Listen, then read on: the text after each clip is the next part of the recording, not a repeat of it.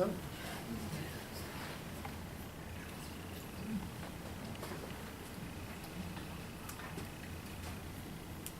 Are there any questions?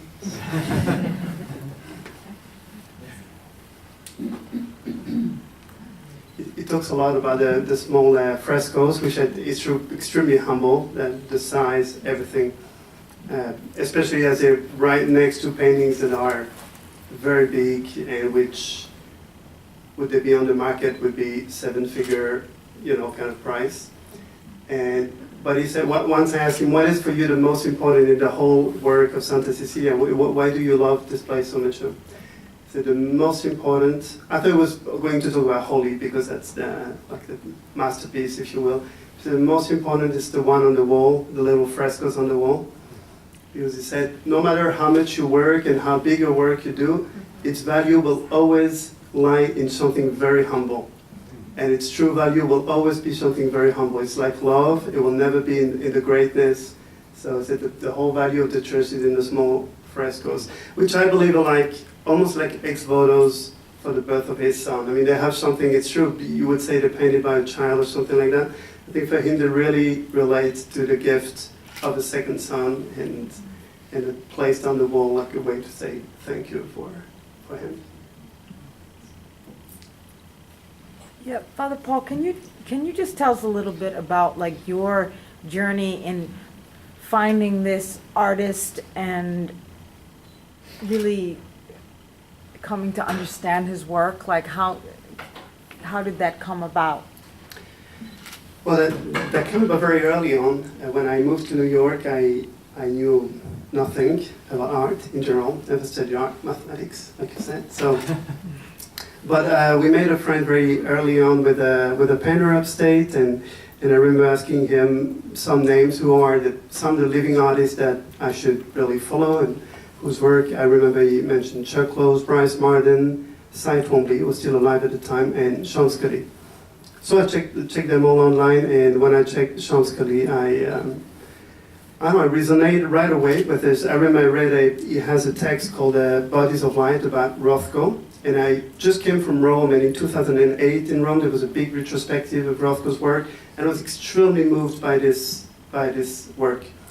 And what he wrote about Rothko, and I remember he talks about the dying away, that he's been fighting all his life against the dying of his own light, without being able to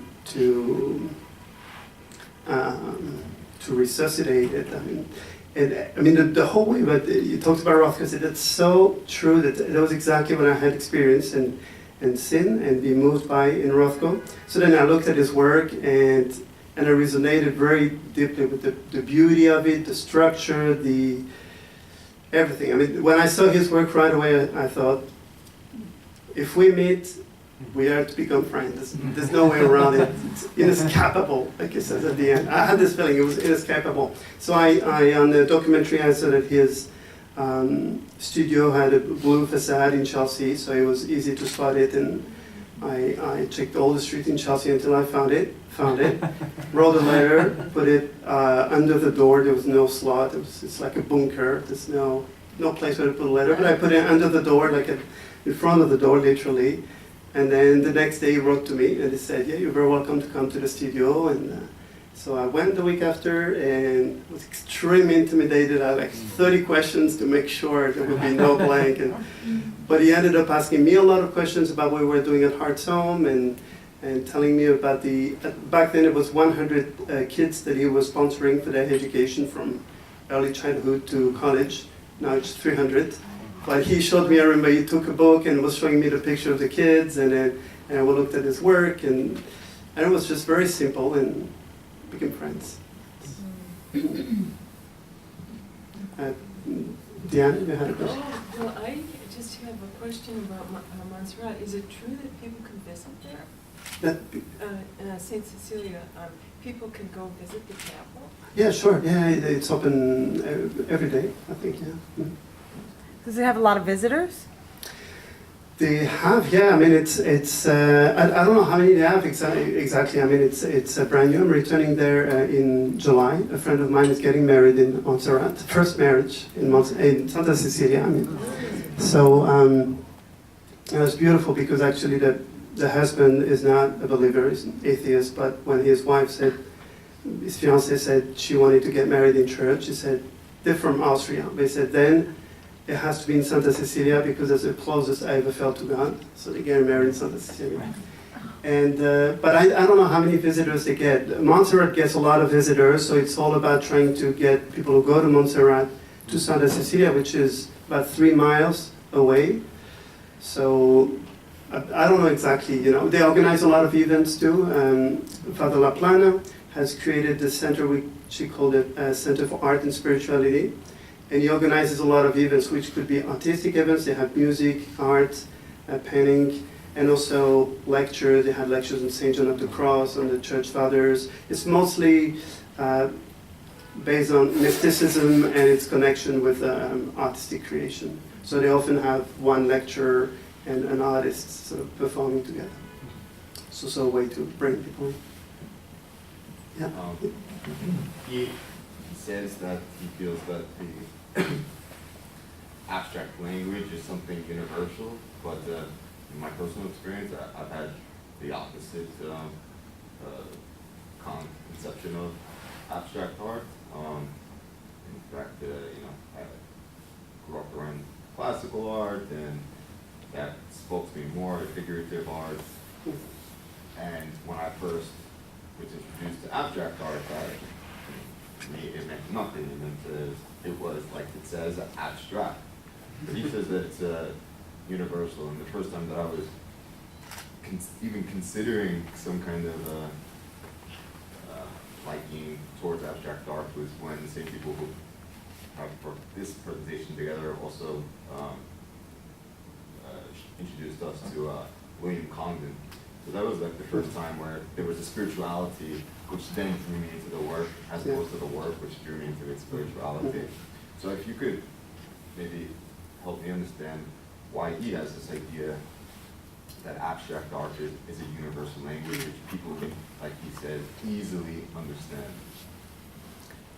Yeah, I would say that easily doesn't mean that it's easy. I mean, there's a lot of things that are universal and yet require an education to get to it, an education of the gaze for art, education of like music, a lot of human values. You could say they're very universal. I mean, compassion, love. It doesn't mean that it comes easily to anybody, but still it's what is most universal. But there's always an aspect of education. But it's true that, his experience, he was telling me recently about his experience in China. So he's had 3 shows in museums in China. It has one that's now, and I don't know the name of the city, and it has another one opening in September, and another one in January.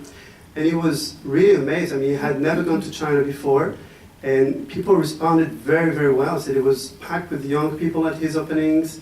He had 150 reviews for his last shows, and he was just happy to see how people responded. The young people, the kids, the families were coming, and even though it's a world that he didn't know at all, and I think they feel some kind of immediate connection, and the things he deals with in his art, which is, relationship, how the blocks come together, relationship and beauty and imperfection, very important for him that it's full of imperfection, never, like Morandi, for instance, he would never fix something if it drops or whatever, he doesn't fix his paintings, he let them as they are.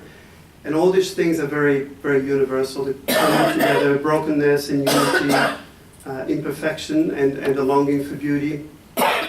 But still, yes, it does require an education and may not come easily or immediately. Sometimes it becomes easy after a while. But, yeah. And Father Paul, one of the things that I find fascinating about him is it's geometric, but it's organic too, in the sense that it's not a severe geometry. It's so human. And I'm thinking about, well, what's the spirituality behind bringing that together? And it's that insistence he has on the incarnation, on humility. Yeah. So I was wondering if you could speak about that. the incarnational theology that he has in his work. Well, you spoke about it a little bit in the movie towards the end when he talks about spirituality, because that's that longing for beauty. I mean, you don't long for something immediate, you long for something that's not here, that's invisible, but how that doesn't mean that you have to live behind the material world. And there's a strong sense of the beauty of the material world as it is, of pleasure, the beauty of colors, the beauty of, broken as it is, we like it. I mean, that's the way it is. We like love you it. said, we have bodies. It's just beautiful, yeah. But there's still that aspect of longing for something bigger. But I shouldn't leave behind the world in its brokenness and limitedness. So for him, it's sort of an effort to, I don't know if you can call it an effort, but really that desire to keep them united, keep them together. I was wondering how much the stained glass windows, I believe they're stained glass, affect his vision of the chapel. Are they very important? Did he direct the stained glass windows installation? Yeah, he did. Yeah, they're very simple actually. They're just so the first chapel dedicated to St. Peter has a yellow window. Then the main chapel has red windows for Santa Cecilia, who was a 4th, 5th century martyr. She was they cut her throat for not. She wanted to stay a virgin for Christ, and they wanted to force her marriage to somebody she didn't want. So she was executed for that reason and spent a whole day, says the story, singing in her bathroom with her head, the throat severed. So that's why she's a patron saint of musicians, hence the guitar, the strings, the music. But that's also why he put the red windows in the main chapel. And then the third chapel dedicated to Mary has a blue window, which plays beautifully with the big one, the one that's showed in the film, the Holy, which is very severe, the 14 Stations of the Cross, because the blue window softens it a little bit. It's shed its blue light on it and softens it a little bit. Thanks for this evening. I wonder, I kind of see the project as there's a tradition of artists and chapels. I wonder if he took an interest in like Matisse as a chapel, and then I know Bronk has a chapel as well. Yeah. I guess I wonder if he took an interest in that. Yeah, he did very much, and of course he knows both places, been to both places. But the Matisse Chapel is mostly a very joyful chapel, even though it has the Stations of the Cross, which are very dramatic. And so he loves it very much. There's that documentary made by the BBC, with the whole last part of the documentary is in the Matisse Chapel with Sean Scully commenting on the chapel. But he sort of wanted to bring together both the joy that's in the Matisse Chapel and the tragedy that's in the Rothko Chapel. The Rothko Chapel doesn't have much joy or hope. I mean, it is as it is. Rothko did what he had to do. But he wanted his chapel, like he says in the interview, to have both that element of tragedy, which comes from Rothko. And if you look at Holy, the big one, the big painting, Holy, I mean, clearly refers to Rothko. Each insert is structured like a very simple kind of Rothko, but also the joy of Matisse. I mean, that came from his own experience, not directly a reference to these chapels, but also the crosses, the small glass crosses that we saw, also reference to Matisse. Very simple, very childlike. Yeah. So I'm curious about your experience the first time that you walked into the chapel. So you've been in a lot of different churches and cathedrals. Did you have a really strong experience the first time you walked in? Was it different from other places you've been in terms of sense? It was mostly a strong experience the second time I walked in, because the first time was the day of the inauguration. There was a lot of people, there's cameras all over the place. So we could still feel the place. But then the second day, the day of the Mass, was extremely moving, because it was just Sean Scully, Father LaPlana, and I, and two other friends of Father LaPlana. So it was this very small committee meeting in the church for the Eucharist. And that was extremely moving, because you feel like it's it's very personal. I mean, it's his whole life. The painting Doric, the gray one, refers to the death of his son. Holy refers to the death of his mother and the love he had for his mother. The small ones refer to the birth of his son. There's something very personal, but at the same time he kept it, I think, very objective. I mean, you don't have to know the biography of Sean Scully to relate to that. And we all have elements of tragedy in our life that we can relate to, elements of joy and hope that we can relate to. So yeah, that day was very, very beautiful. I mean, the light in the chapel, and it's just one with the surroundings. I mean, just the surroundings already, it's so beautiful. So to walk in, it's extremely silent, full of light. And you can tell that he put on not only all his art, but all his life in this chapel. Yeah. Is Mass celebrated in a regular way in the chapel? That I don't know. I don't know if they are celebrated in a regular way. Yeah. They created a website, by the way, there's a website, Santa Cecilia de Montserrat, or something like that, where they list the activities that they have, the lectures, the concerts. I don't remember seeing Mass times. I don't think they have Mass on a regular basis. I think it's more at Montserrat, but yeah. Thank you very much for You're inviting me welcome. tonight. It's very interesting, there's a synchronicity going on from the time we first met about a month ago. And went and saw Degas and met, and then very soon after that I went and saw Degas and saw how abstract he actually was getting in some of his monoprints. And so I started trying to reach for greater abstraction in my own and just achieve something in recent painting. And then you invited me to this and I saw Sean Scully, so it's been very inspiring. I thank you very much for that. And the way he talks about his work with such clarity also is very enlightening. And for me, my journey to more abstract has been very difficult because wanting to paint representational and imitate, and for me there's a lot of ego in that for myself, because wanting to imitate or draw out of myself some representation of what I'm seeing, that beauty that I'm feeling, and to go into a more abstract place is more difficult. But once you get there, it's very light because it's so automatic and it's coming from inside everything. And so now my work has a lot of light coming out of dark and very geometric also. Before I even knew Sean Scully, not like his work, but very geometric. So thank you very much for the introduction to him. Thank you, sir. And the inspiration. Yeah. Christina? Yeah, I was, thank you for, having me here, Sean Scully.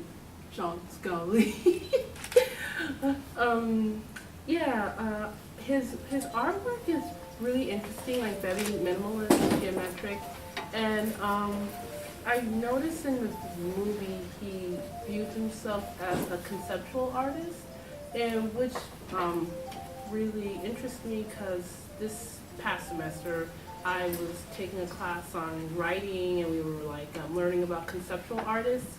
So I was wondering, besides paintings, have there been other materials or other means that he was able to express his message or creativity to his students? Yeah, I mean, the conceptual part was really about this one word, holy, because he had, the idea of a big frame that was conceived in one place and the small insert. So it was usually when he paints, he goes to the studio, there's the white canvas, and you may have some kind of idea of where he wants to go, of reality or feeling that he wants to represent, but then he doesn't know clearly where it's going. Whereas for that particular painting, he had the painting in his mind before he actually created it.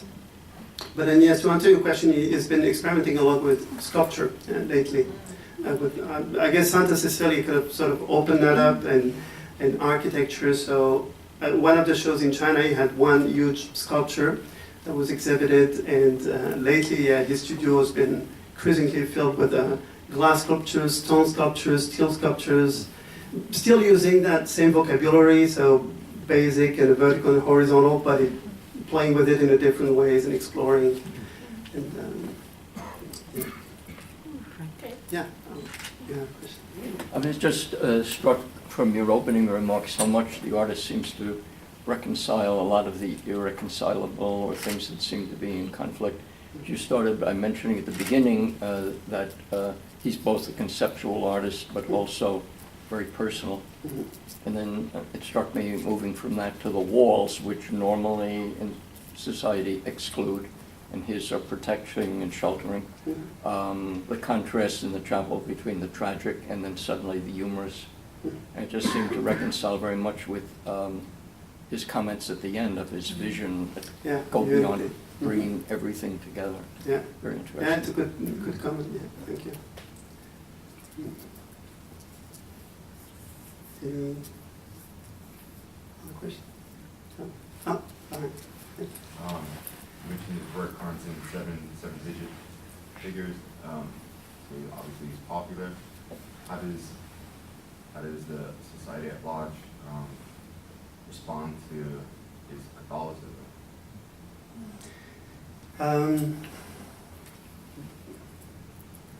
Pretty well. It's not very outspoken. I mean, it's something that, I mean, he started talking about it because of the chapel, but for him, he refers it to his Catholic upbringing, not so much as a belonging to a church, or even though, of course, with Santa Cecilia, it's taken up a new meaning, but I don't know, really. I haven't read anything negative. I think where he's at in his career, in his life, he can afford being, saying certain things, and people are not going to say, oh, we cancel this show because you're Catholic or whatever. I think everybody is, of course, very happy to have him. But I don't know, it's fairly new. I don't know exactly how people will react to that, and it's very new for him, but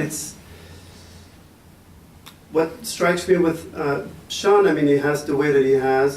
He had a Catholic upbringing, and he talks a lot about his going to Catholic school as a child and how much that was influential for him to grow up where London suburbs were very hard, everybody was fighting for survival, and he had this kind of memory of the context. But he said a Catholic school was a place where it was full of spirituality. You heard about transcendence. You heard about the longings of the heart. You heard about things that you didn't hear about anywhere else. So for him, that was extremely influential to grow up in that atmosphere. And eventually, his parents actually took him off of Catholic schools because his father had a fight with one of the nuns. So that ended up the story. And for him, he said it was the most traumatic experience of his childhood, is going from Catholic school to public school. But the way he relates to it, I think it's contrary to a lot of, sometimes self-defined Catholic artists who are very outspoken, and you find that it's more about, I mean, you wonder if they're really good at any of the two because it's, or the mix, it's not very successful.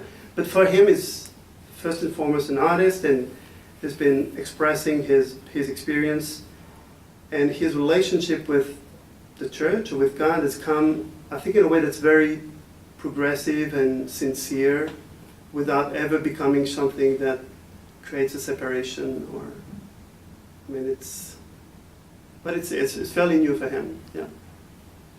It's a good question. Father Paul, Yeah. are there artist residencies there, or? At Santa Cecilia? Yeah. Not for now. I mean, we can talk because I'm organizing something in the summer. So. At the end of August, yeah. Yeah. Yeah, Rita says it's probably time, right? People have a life.